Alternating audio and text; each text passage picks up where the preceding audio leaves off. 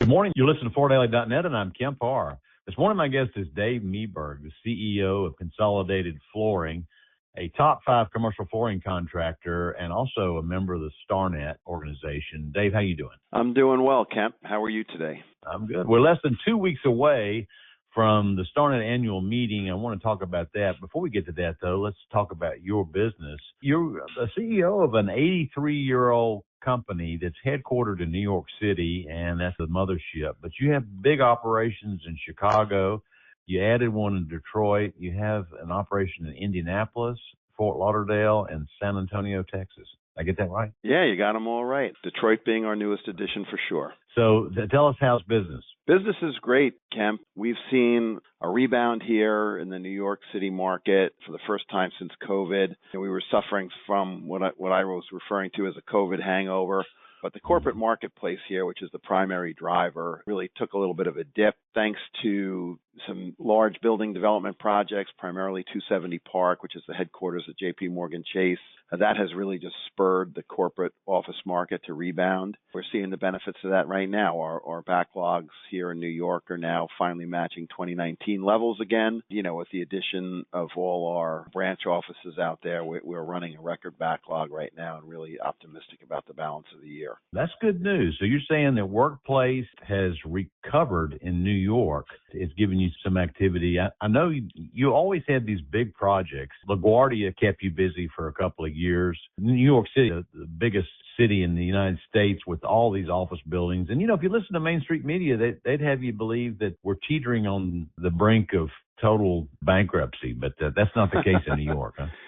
No, I mean, we were lucky that over the past few years we have had significant projects in alternate market segments to keep us busy. But corporate workplace has always been the primary driver of the entire interior construction market here in Manhattan. You know, nobody wanted to come back to work. You know, preponderance of flex time and people staying out of the city, not wanting to commute, really hindered the recovery of the market here. Jamie Dimon, God bless him, you know, took a hard stand with his employees at JP Morgan Chase, the largest employer in the city, and said without question everybody's coming back to work 5 days a week. A couple of other large banking institutions followed his lead. Amazon followed his lead. Before you know it, city's back and humming. Corporate leasing activity matched 2019 levels for the first time last year. That's what's really primarily driving the market right now. I know you made an acquisition of conventional carpet in Detroit last year. Tell us how that's going. Yeah, that's going great. Chuck Detloff passed away, unfortunately, at the end of last year. But Chuck had built a really nice business in Detroit. A fellow Starnet member approached us when he became ill, and, you know, he wanted to leave a legacy and he wanted to take care of his people. We were in the right place at the right time. We were able to make a deal with Chuck and then eventually his estate, and we took over the operation last November. Everything's going really nicely out in that market. We're really optimistic about it, and we're hoping to grow that business significantly over the next couple of years. And I ran into Tom Cartmill at Surfaces, and he said things were going well in Indy, so that was a good move as well, right? Indy, you know, was a startup office for us, you know, out of nowhere, sort of a blended union open shop market. And, you know, we signed a union contract there. We got a great amount of support from the Carpenters Union. And Tom and Phil Enck and the team out there hit the market hard. We've landed some really nice contracts, and we were told just a couple months ago that we were already the second largest union flooring contractor in the state of Indiana. We're real happy about how that market's taken off for us. Again, looking forward to more growth there to come. Really nice marketplace right now. And speaking of the union, I saw that you were at the Install 25th anniversary meeting out in Vegas a couple weeks ago. Tell us about that. Yeah, Install celebrated its 25th anniversary out at the Carpenters International Training Center. I've been really privileged to co-chair that committee for a number of years now. We don't get together often, but when we do, we get a good group together. We had almost 200 contractors there, about another 200 labor representatives.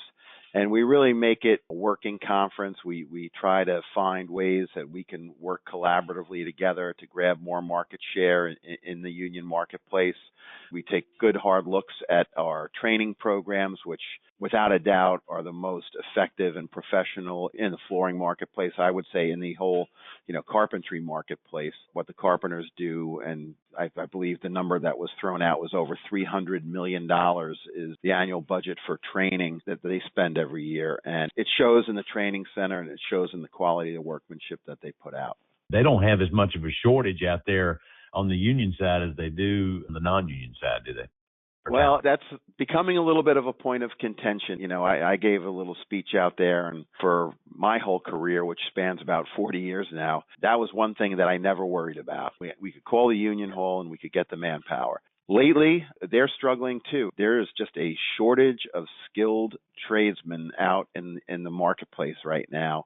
It's just not the attractive career it once was. The recruiting issues you hear about in the open shop segment are also there in the union marketplace. The challenge that I laid out for the install group was how are we going to recruit more workers into the workforce. And I think that's going to be our biggest challenge over the next few years. I think working collaboratively with the unions we'll be able to take that on and keep the workforce growing. So let's end up with this meeting that's going to happen less than 2 weeks from now. It's at the JW Marriott in Aventura, Florida. What are you looking forward to there?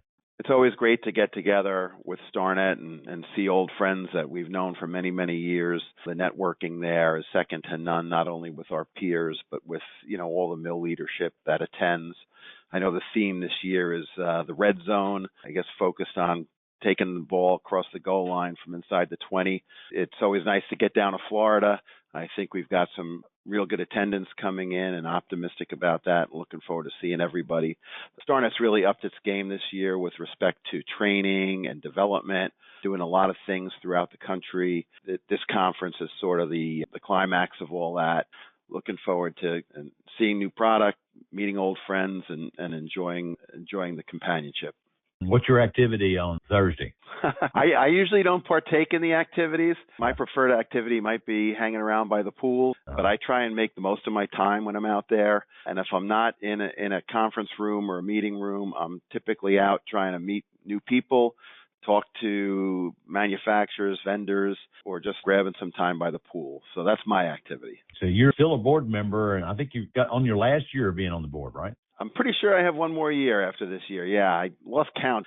We have a really good, solid board at Starnet, very engaged, very active, and we'll be kicking off the meeting with a board meeting on Wednesday morning. Hope to get our business done and then start the fun stuff.